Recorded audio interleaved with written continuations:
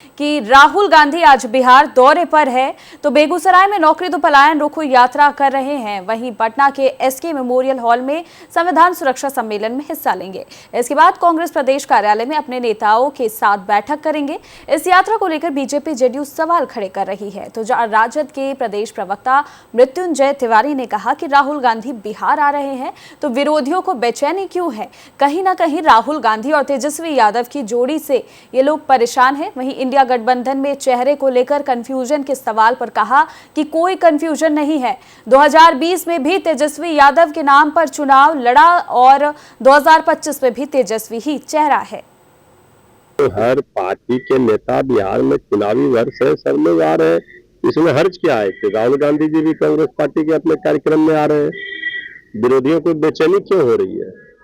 श्री राहुल गांधी जी श्री तेजस्वी यादव जी की जोड़ी से विरोधी परेशान है, तो इसलिए इसमें सब लोग आ रहे हैं, आना चाहिए सबको। यादव बीच में कह रहा है कंफ्यूजन बना हुआ है, कहीं कोई न कंफ्यूजन है न कोई किसी को मुगालते में रहना चाहिए।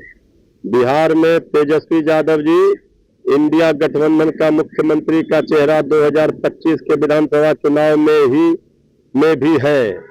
2020 के विधानसभा चुनाव में भी मुख्यमंत्री का चेहरा महागठबंधन की ओर से तेजस्वी जी थे, इसमें कहां किसी को कोई भ्रम है। श्रीमान राहुल गांधी जी आज बेगूसराय में पलायन रोको नौकरी दो यात्रा पर हैं।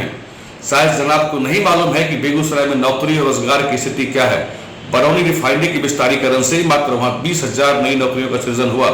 एमएसएमई छोटे उद्योग से करीब 1 लाख नए रोजगार का सृजन वहां हुआ है। रेलवे डाक विभाग में बेगूसराय के हजारों लोगों को नई नौकरियां मिली हैं। बैंक और पीएसयू में हजारों लोगों को नौकरी मिली है। पुलिस होमगार्ड में 2000 जवानों की भर्ती हुई है। इसके अलावा केंद्र सरकार की नौकरी करीब 5000 और बिहार सरकार की नौकरी करीब 15000।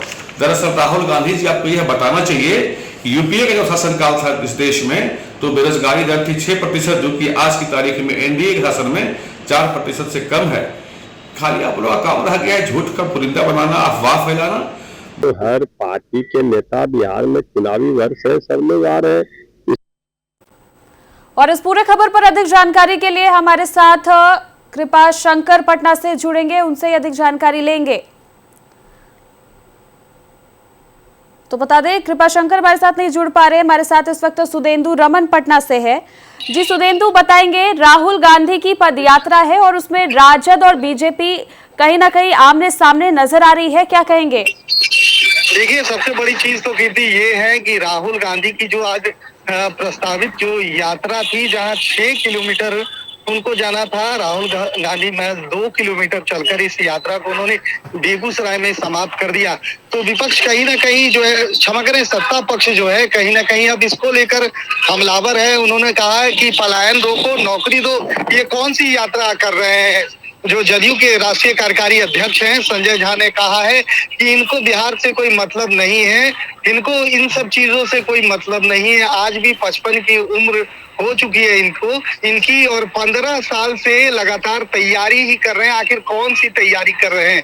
दूसरी बात उन्होंने ये भी कही है कि नीतीश कुमार की कृपा से जो है बीच में 2015 में कुछ सीटें इनकी आ गई थी, लेकिन इस बार कुछ नहीं होने वाला है। तो लगातार जो है सत्ता पक्ष कहीं ना कहीं राहुल गांधी को जो है निशाने पर ले रहा है। आपको बताते चले कि दोनों जगहों पर अगर बात कर ली जाए, इसके मेमोरियल पटना में और सदाकत आश्रम में, तो कहीं ना कहीं दोनों जगहों पर जो है मीडिया की पाबंदी है। और पाबंदी इसलिए लगाई गई है कि जिस तरह से राहुल गांधी बीच बीच में कुछ अटपटा सा बोल देते हैं तो मीडिया के लिए एक बड़ा मुद्दा मिल जाता है। तो देखिए, राहुल गांधी जरूर आए हैं, कांग्रेस कार्यकर्ताओं में जरूर जोश है, लेकिन जिस तरह से कहा जा रहा है कि वो बिहार विधानसभा चुनाव में कुछ जो है अप्रत्याशित रिजल्ट दे, तो लगातार ये पहले से हर बार कहा जाता है कि राहुल गांधी आएंगे, इस बार अप्रत्याशित रिजल्ट होगी, लेकिन वैसा कुछ दिखाई नहीं देता है और संभवतः बिहार में भी कुछ वैसा ही सिचुएशन रहेगा। अब ये देखने वाली बात होगी कि आगे ये मामला कहां तक जाता है। फिलहाल हमारे साथ जानकारी साझा करने के लिए धन्यवाद आपका।